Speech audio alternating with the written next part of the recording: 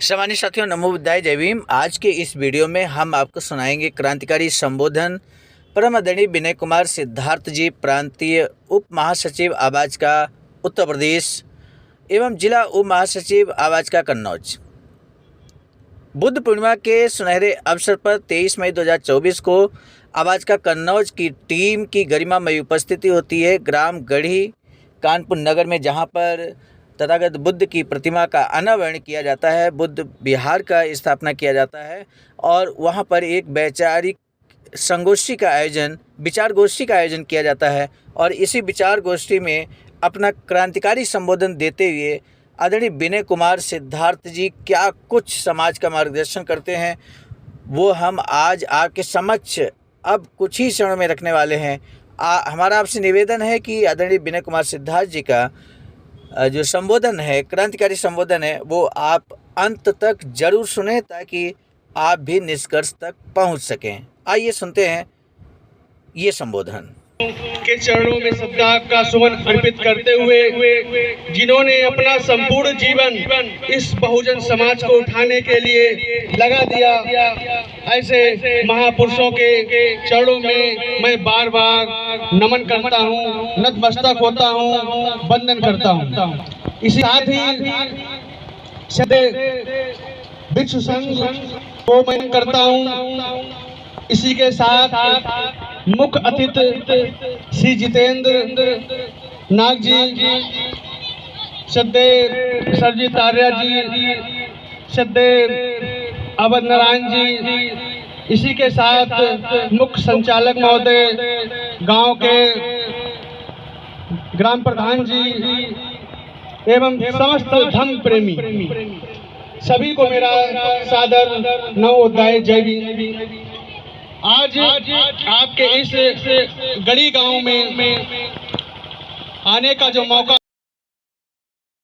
सौभाग्यशाली है। बात को शुरू करने से पहले मैं अपना परिचय देना उचित समझता हूं। मेरा नाम विनय कुमार सिद्धार्थ है। सिद्धार्थ इसलिए क्योंकि मैं भगवान बुद्ध का अनुयायी हूँ। क्योंकि कोई नाम होता है, अगर केवल विनय नाम कहा जाए तो मनवादी विचारधारा के लोग जब तक पूरा नाम जान नहीं लेते तब तक उनको चैन नहीं आता। हम कहीं भी जाते हैं तो देखते हैं, अगर नाम हमने विनय कुमार बता दिया तो जरूर पूछेंगे किस समाज से। अगर हमने बता दिया एससी समाज से, जब तक वो उसके अंदर तक नहीं चले जाएंगे तब तक उनको तसल्ली नहीं मिलती है। इसीलिए मैंने सिद्धार्थ लिखना चालू किया, क्योंकि नाम सुनते ही वो समझ जाते हैं कि ये बहुजन विचारधारा से प्रेरित व्यक्ति है। साथियों, इस गांव में जो मुझे सम्मान मिला है वो वास्तविक एहसान रखने योग्य। मुझे बोलने का ये मौका मिला है। मैं और मेरे जिला अध्यक्ष श्री सरजीत आर्या एक ऐसा संगठन है, अपने संगठन के विषय पर मैं परिचय देना चाहूंगा। एक ऐसा संगठन है जो अखिल भारतीय अनुसूचित जाति जनजाति कर्मचारी कल्याण एसोसिएशन, जिसे शॉर्टकट में अवाजका के नाम से जानते हैं, एक कर्मचारियों का संगठन है जो आप ही लोगों के बीच से इसी दबे कुचले समाज से निकल करके नौकरी पेशा में आया है और मैं भी शिक्षक पद पर कार्यरत हूँ। आज से 4 वर्ष पूर्व जब मैं इस संगठन से जुड़ा, मुझे उससे पहले कोई नहीं जानता था। आज आप यकीन मानिए कि ऐसे कोई छुट्टी नहीं होती है, संडे हो या इस समय गर्मियों की छुट्टी चल रही है, हम लोग समाज के बीच निरंतर जाते रहते हैं। क्यों जाते हैं? क्योंकि इस समाज का हम लोगों पे बहुत ऋण है, बहुत कर्ज है। ये महसूस करते हैं कि समाज का कर्ज है और हमको चुकाना है। जिस दिन ये पढ़ा लिखा समाज, बाबा साहब अक्सर कहा करते थे कि मुझे पढ़े लिखे लोगों ने धोखा दिया है। बाबा साहब ने चंदा इकट्ठा करके सिद्धार्थ कॉलेज खोला, विदेशों में लोगों को पढ़ने भेजा, लेकिन क्या हुआ? जब वो लोग पढ़ करके हमारे देश में आए तो कोई डीएम बना, कोई कलेक्टर बना और अपने पारिवारिक जीवन में व्यस्त हो गए। आज हम ये महसूस करते हैं जिस संगठन से जुड़े हुए हैं और नौकरी पैसा वालों में ही बैठना मेरा 24 घंटे का काम रहता है। संगठन को यानी बहुजन विचारधारा को बहाने का बहुत कम ही लोग काम कर रहे हैं। ये चिंता का विषय है, लेकिन फिर भी एक उम्मीद की किरण जाग जाती है। जब गढ़ी जैसे गांव में पहुंचते हैं तो सीना गर्व से चौड़ा हो जाता है कि कौन कहता है कि परिवर्तन नहीं होता है यार, कौन कहता है कि परिवर्तन नहीं होता है। ये परिवर्तन नहीं तो क्या है। आज देखिए गढ़ी गांव में कल जो समाज के 4 लोग इकट्ठा चलने से, इकट्ठा बैठने से इस बहुजन विचारधारा को फैलाने से, आगे बढ़ाने के लिए शर्माते थे, डरते थे, आज ये संख्या 50-100 हो गई है। ये परिवर्तन नहीं तो क्या है। आज 100 हुई है, कल ये 1000 होगी। बाबा साहब कहा करते थे, बाबा साहब ने 27 मई 1953 को एक भाषण दिया था। उन्होंने ये कहा था कि मैंने तय किया है, चूंकि मैं बाबा साहब का पक्का अनुयायी हूँ, मैं भी उन्हीं की बातों को मानता हूँ और उन्हीं की बातों में ही मैं अपनी बात समाहित करता हूँ कि मैंने तय किया है कि अपने जीवन के आखिरी दिनों तक मैं बौद्ध धर्म के प्रचार प्रसार में बिताऊंगा। ये मैंने तय किया है आखिरी दम तक। जैसे कि अभी बहुत संघ ने, बहुत भिक्षु जी ने बताया था कि इनकी शादी जो है जो बौद्ध धर्म से हुई है, उसी प्रकार हमने भी अपनी जो शादी थी बौद्ध धर्म से ही स्वीकार की, क्योंकि उसमें कोई आडंबर नहीं है।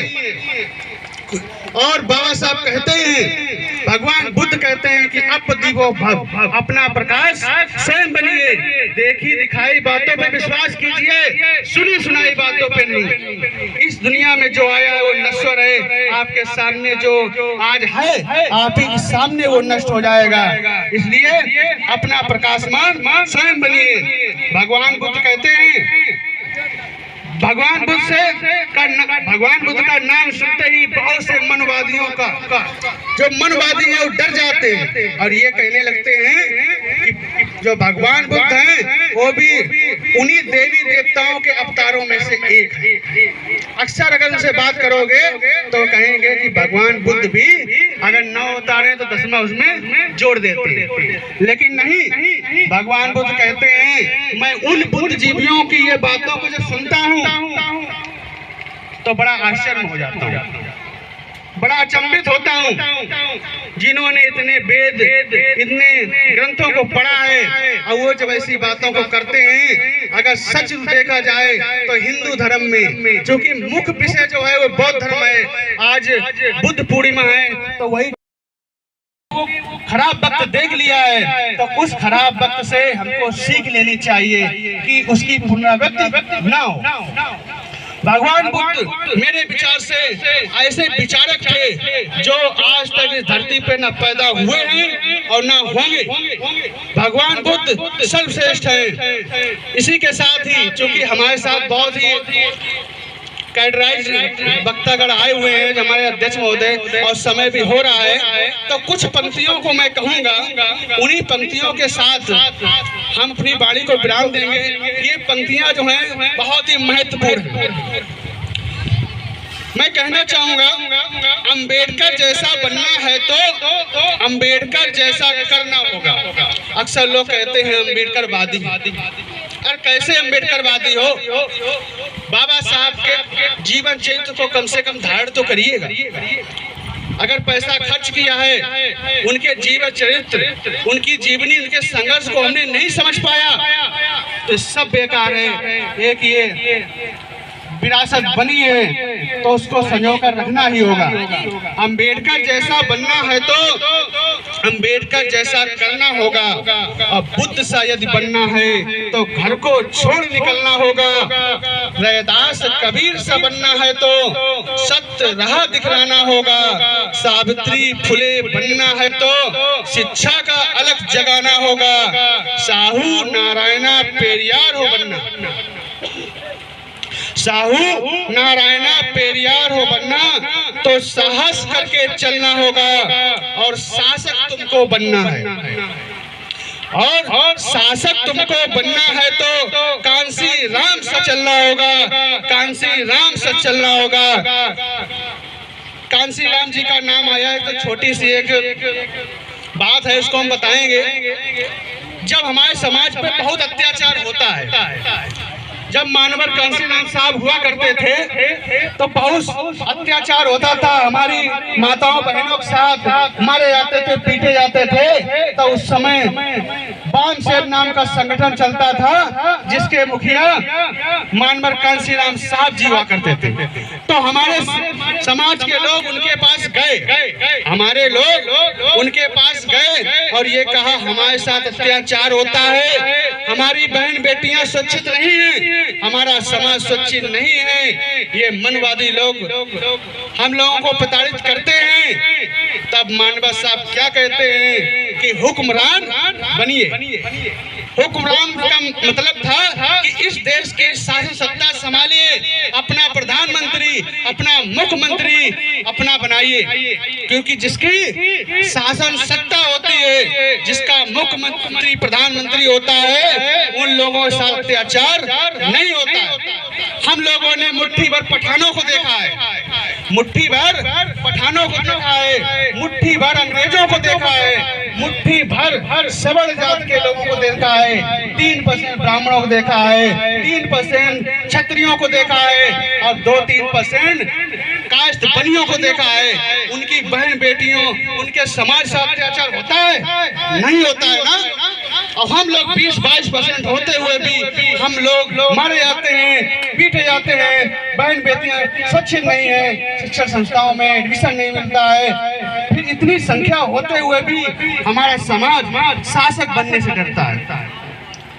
बाबा साहब भी कहते थे, उंगली साफ किए हैं संसद की ओर कि अपने व्यक्ति को संसद तक पहुंचाइए। इसी के साथ ही आगे लाइन है, हम अम्बेडकर के बेटे कहते हैं कि शासक तुमको बनना है तो कांसी राम से चलना होगा। हम अम्बेडकर के बेटे हैं, जो सोचे राह सरल होगी। हम अम्बेडकरवादी, अगर ये सोचते हैं कि राह आसान हो जाएगी तो ऐसा नहीं है। हम अम्बेडकर के बेटे हैं, जो सोचे राह सरल होगी। चलना शुरू करोगे तुम तो निश्चित राह सरल होगी। कुछ ज्यादा वक्त लगेगा पर कुछ ज्यादा वक्त लगेगा पर संघर्ष जरूर सफल होगा।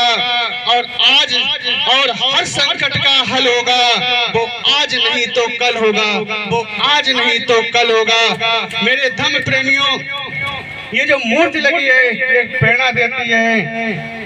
और इस मूर्ति से जब सुबह उठे तो एक सरस्वती और उंगली बाबा साहब किए हैं। हमें अपने दिल दिमाग में बिठा लेना है कि हमको अपनी शासन सत्ता हासिल करनी है।